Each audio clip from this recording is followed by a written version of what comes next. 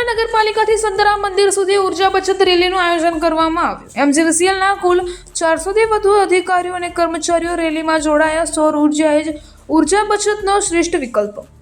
મધ્ય ગુજરાત વીજ company limited Nadiad દ્વારા ડિસેમ્બર મહિનો ઉર્જા બચત મહિના તરીકે ઉજવાય છે।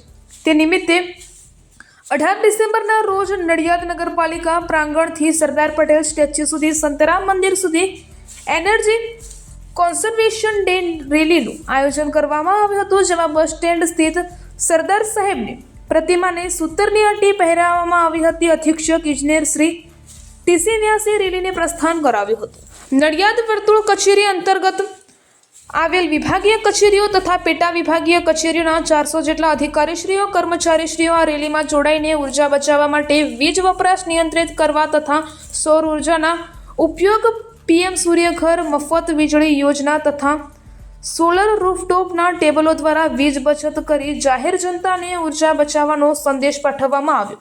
આ રેલી અંતર્ગત વીજ ગ્રાહકોના વીજ ફોલ્ટના સમારકામ માટે એફઆરટી વિશે અને સ્માર્ટ મીટર માટે વિસ્તૃત જાણકારી સમજ આપવામાં આવી તથા પ્લે કાર્ડ, બેનર પણ પ્રદર્શિત કરવામાં આવ્યા। આ પ્રસંગે રેલીના સમાપન સમયે અધિક્ષક ઇજનેર શ્રી નડિયાદ વર્તુળ કચેરી તથા કાર્યપાલક ઇજનેર નડિયાદ શહેર વિભાગીય કચેરી અને કાર્યપાલક ઇજનેર શ્રી મહેમદાબાદ વિભાગીય કચેરી દ્વારા એનર્જી કોન્ઝર્વેશન ડે વિશે વિસ્તૃત સમજ આપેલ હતી અને સૌર ઉર્જા એ જ ઉર્જા બચતનો શ્રેષ્ઠ વિકલ્પ છે તેમ જણાવી એનર્જી કોન્ઝર્વેશન ડે વિશે વિસ્તૃત માહિતી આપી હતી।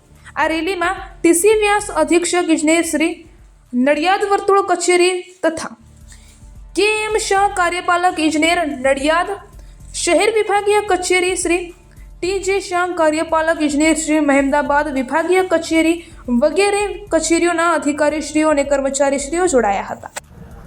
હું ટીસી વ્યાસ અધિક્ષક ઇજનેર એમજીવીસીએલ વર્તુળ કચેરી નડિયાદ ખાતે ફરજ બજાવું છું।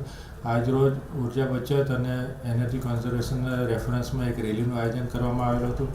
આ રેલી નગરપાલિકાથી સંતરામ મંદિર સુધીના માર્ગ ઉપર ફેરવવામાં આવેલી હતી।